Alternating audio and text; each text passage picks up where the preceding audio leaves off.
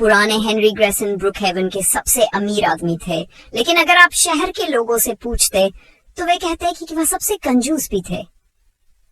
वह विलो हिल की चोटी पर एक बड़े महल जैसे घर में रहते थे जो 10 परिवारों के लिए काफी बड़ा था, लेकिन वह उसमें केवल एक ही कमरा इस्तेमाल करते थे। बाकी घर को बंद रखते थे ताकि गर्म करने में पैसे बचे।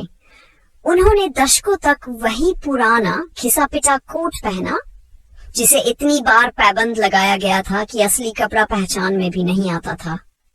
उनकी दौलत सूद पर पैसे देने और चालाकी से सौदे करने से बनी थी।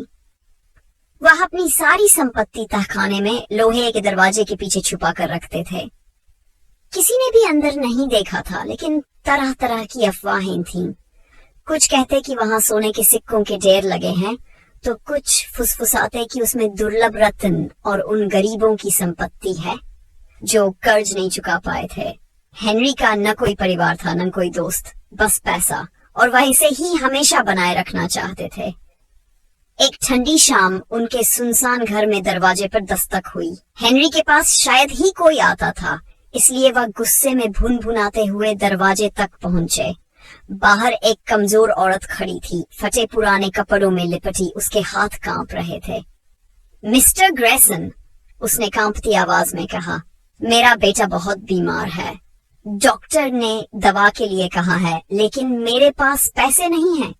कृपया बस थोड़ा कर्ज दे दीजिए, मैं इसे लौटा दूंगी, कसम खाती हूँ।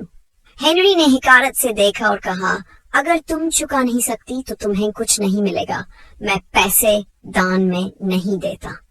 इतना कहकर उन्होंने दरवाजा बंद कर लिया। उस रात जब हेनरी अपनी कमजोर मोमबत्ती की रोशनी में बैठकर हिसाब किताब लिख रहे थे, बाहर तेज हवा चल रही थी।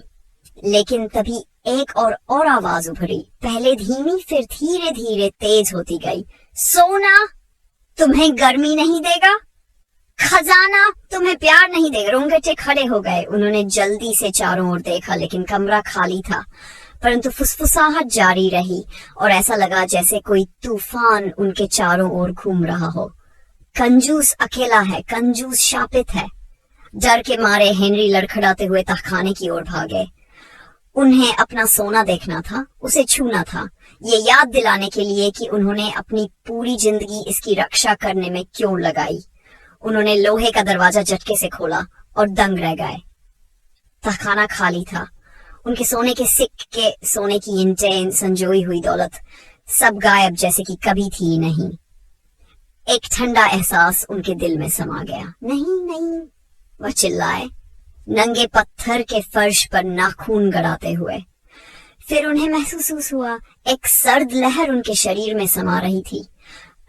वह हिलना चाहते थे, लेकिन उनके हाथ पैर जकड़ने लगे। उनकी उंगलियां मुड़ गई, सांस धीमी हो गई, और फिर बस सन्नाटा।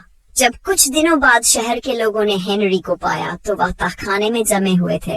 उनके हाथ खाली तिजोरी को पकड़ने की कोशिश में अकड़े हुए थे। उनका चेहरा डर से विकृत था, जैसे उन्होंने मरते हुए किसी चीज को पकड़ने की कोशिश की थी जो अब थी ही नहीं। उन्हें गुमनाम कब्र में दफना दिया गया और उनका घर वीरान पड़ा रहा।